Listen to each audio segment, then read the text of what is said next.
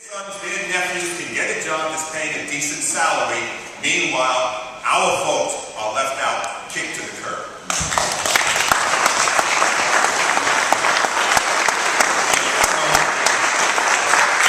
I'll talk to you in a few minutes, man. Almost over. What I wanted to say was what the next mayor would do. The next mayor will do the same thing.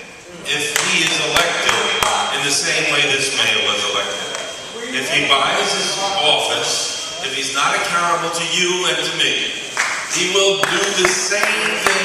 He may have a different guy, maybe Joe Kelly or something, but it's going to be, nothing is going to change until we elect a mayor that represents us, not some financial institution where he gets his million. Yeah. The other thing the next mayor has to do is change the CCRB situation. With CCRB, you get the mayor who appoints, I think it's a 12-member board, they changed it. But the mayor appoints 4, the commissioner appoints 3, and each borough, each councilman for a borough picks 1. Now, when the mayor is allowed to pick 4 and the commissioner is allowed to pick 3, they already have a majority. So, and they always put their buddies there, so when people are making legitimate complaints against cops, it goes nowhere, because when they vote on it, it's always 7 against 5, and it goes in the way of the police department. Very quickly, I would just say this. At one time, Commissioner Kelly, I worked under him. At one time, he wasn't bad. He worked with communities. Now, the man is so far removed from what's going on. He just has people around him that I think must be just saying, yes, everything's fine, everything's rosy out there. What needs to be done, one of the first things that needs to be done is we need a commission. We need a commission that has subpoena power and is willing to give immunity to cops. Now, what bothers me about this is that there's something as stupid as a ticket fixing scandal. Now, you have to understand, ticket fixing goes on just about everywhere. Now, I'm not trying to say it's right at all. It's not. Ticket fixing's wrong. But what the department did to stop this ticket fixing, it was using an atomic bomb to stop it. But they've done nothing for the victims of crime. Nothing. Nothing for people in the minority communities. Nothing. What they did was they gave immunity and subpoena power to these people. And on top of that, they sent IAB, Internal Affairs officers, into the places where the officers testify, at the courts, the officers testify, to try to induce them to see if they would fix a ticket for a fellow officer. Why the heck they haven't done integrity testing for complaint reports, I don't know.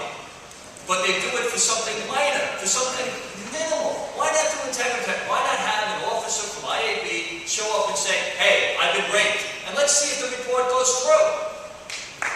Do that. They won't do it. They don't want to know. So you need to have a commission to move this thing out. Thank you. Yeah, on this question, well, first of all, I'm confident if Christine Quinn is the nominee for mayor that she'll address some of this stuff. Oh, man, come on here with that feminist bullshit. Well, then you have to hold living to the fire. There's got to be someone else Come on. who's willing to take our list. There's no doubt about it. The police department is a very, very strong political force in the city. But the will of the people can be much stronger. Right. We saw it before Occupy Wall Street, and all kudos to Occupy Wall Street, but we saw it with ACT UP, we saw how powerful ACT UP became. It was the will of the people because so many of us were dying and ostracized. And we got drugs freed up by the FDA, we got approval from the National Institutes of Health for a lot of things, and it really changed the way AIDS and HIV was handled in this country. And that was through the will of the people. Now, I think a lot of us are still dying in different ways from police brutality and being abused by police brutality, so it's the will of the people that has to come forward again. And as one of my colleagues here said tonight, some of the white folks, like myself, have to start speaking up.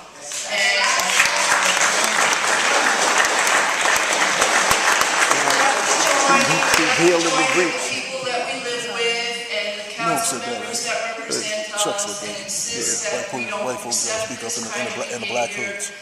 As I was telling Graham the other day on the phone, I don't want my tax money being used for this purpose. We've got to start expressing our economic power about it, and we have to insist on change, and it's really possible because change has happened in other ways in this country. We've all witnessed it, so it's possible. It's possible. Is it plausible? That's the question. Thank this distinguished panel for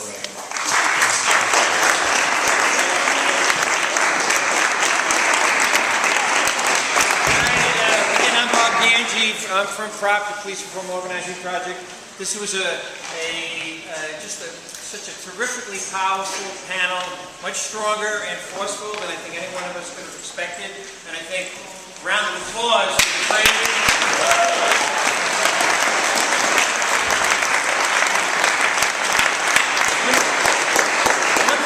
One final point. Everyone has talked about the need for mounting a campaign, the need for mobilizing political power to change.